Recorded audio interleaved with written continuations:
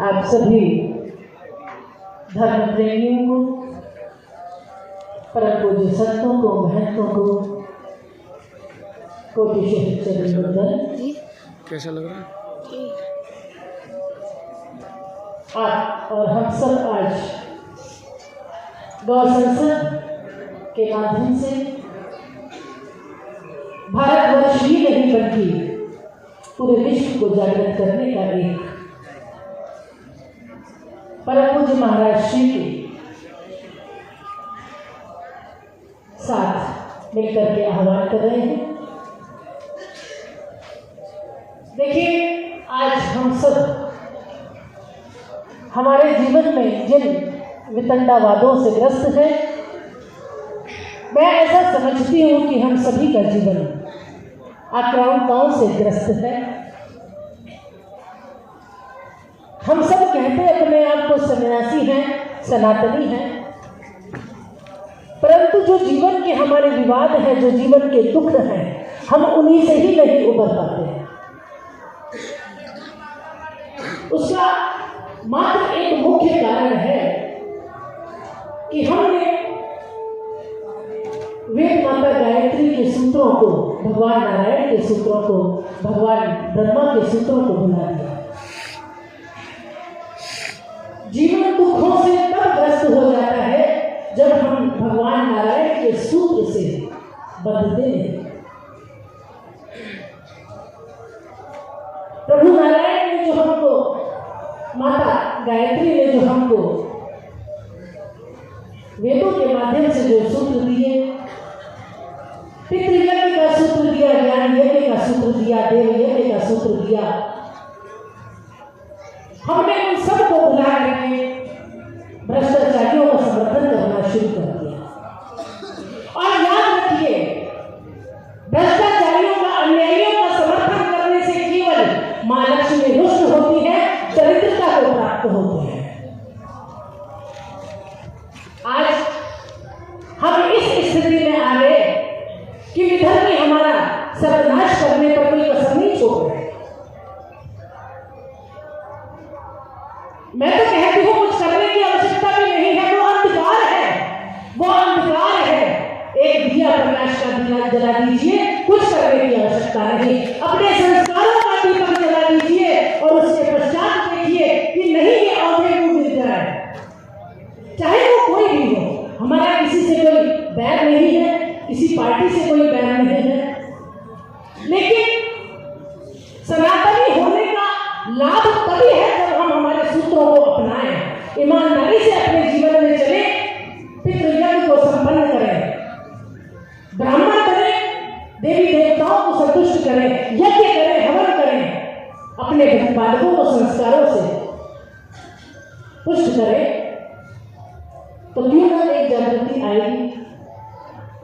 और ये जागृति कोई और लाने वाला नहीं है। आज हम देख रहे हैं, मीडिया में भी आप देख रहे हैं, जो सच्चे संत हैं आज तपस्या में लगे हुए हैं, सनातन धर्म के उद्धार में लगे हुए हैं, गौ सेवा में लगे हुए हैं, उन्हें कोई नहीं दिखाता, उन्हें कोई नहीं दिखाता।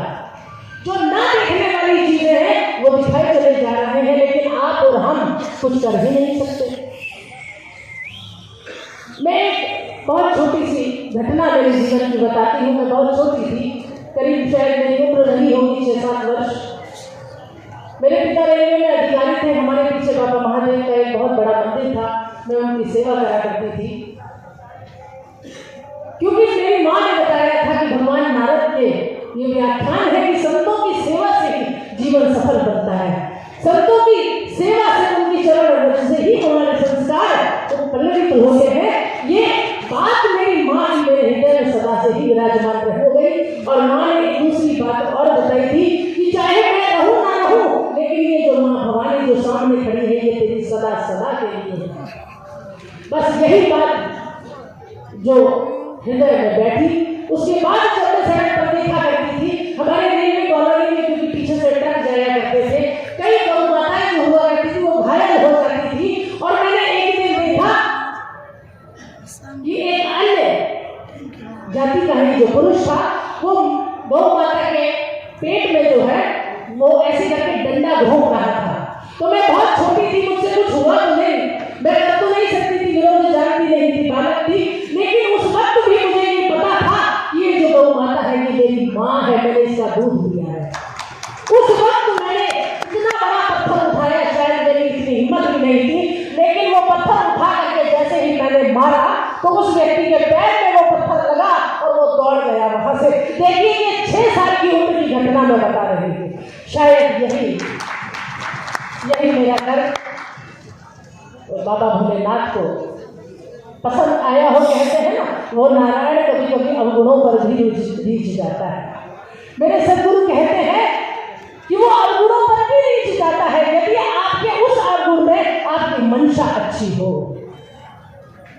तो हम सबका ये धर्म है कि गौ, गायत्री और माँ गीता की आराधना करें, उनका सम्मान करें और गौ माता के लिए जो कुछ भी हमसे बन सके, मनसा वाचा कर्मणा जो भी हमसे बन सके उसकी रक्षा के लिए हम करें। और जो महापुरुष गौ माता की रक्षा के लिए साधना कर रहे हैं, तप कर रहे हैं और कुछ नहीं तो कम से कम हम उनका प्रचार करें, क्योंकि जब भी हमने नारायणी संपदा का प्रचार प्रसार किया है, माँ लक्ष्मी ने हमें धन धान्य से भरपूर किया है। ये आप करके देख लीजिए, करके देखिए। ऐसे संत महंत जो इस राह पर चल करके इतना कष्ट सह करके महाराज से कहाँ गौ हत्या का बचाने का प्रयास कर रहे हैं, हमें भी उन सब के साथ मिलना चाहिए। चाहे श्रम थोड़ा ही करें, लेकिन अवश्य कीजिए। मनसा वाचा कर्मणा जो भी बन सके कीजिए। बस इसी के साथ मैं अपनी वाणी को विराम देती हूँ। हर हर शालीनता का परिचय देते हुए आप सबको आचरण करना है, किसी को बीच में टोकना न पड़े।